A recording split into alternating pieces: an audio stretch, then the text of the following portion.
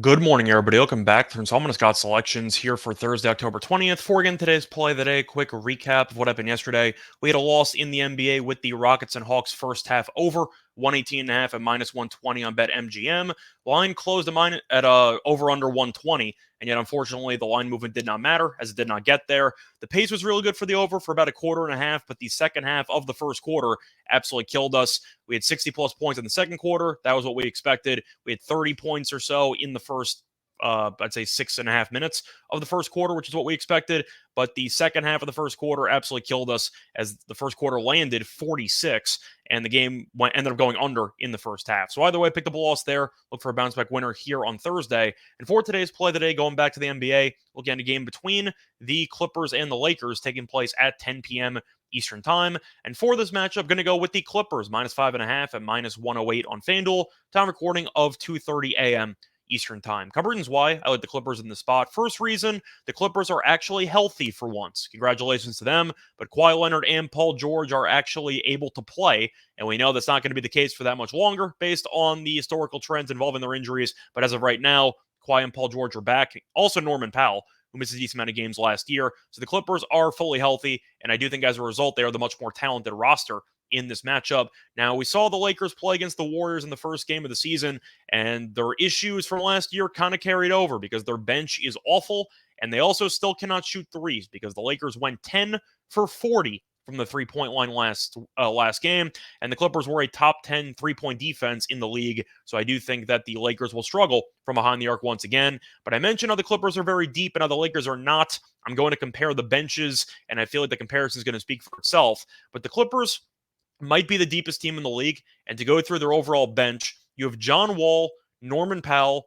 Luke Kennard, Nick Batum, Robert Covington, or Marcus Morris. I'm not sure who's going to start there at the power forward position, and Terrence Mann. The Lakers have Matt Ryan, Wayne Gabriel, Juan Toscano Anderson. You have Reeves, and you have Nunn. These benches aren't even close, and the Lakers might have one of the worst benches in the entire league. They signed Schroeder, who was supposed to be a big piece off the bench. He's currently injured. He's not going to play. They signed Thomas Bryant. He's still injured. He's not going to play. But I do feel like the Clippers can hang on with the starting lineups. I think that Kawhi and Paul George can do enough to limit the damage against the likes of LeBron and AD.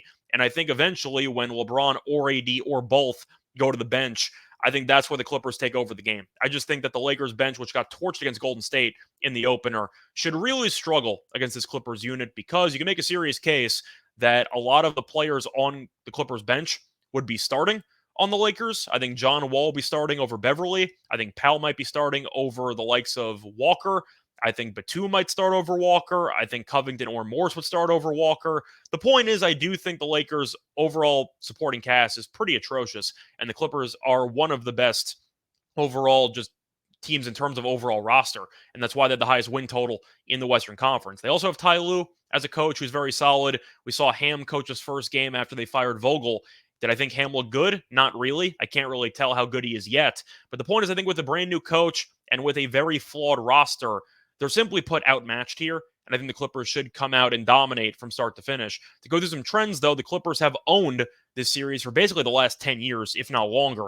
The Clippers are 32-8 straight up against the Lakers in the last 40 meetings, and the Clippers are 35-17 against the spread in the last 52 meetings. But we all watched the Lakers play against Golden State, and they were getting absolutely destroyed. They were down 27 points midway through the third quarter.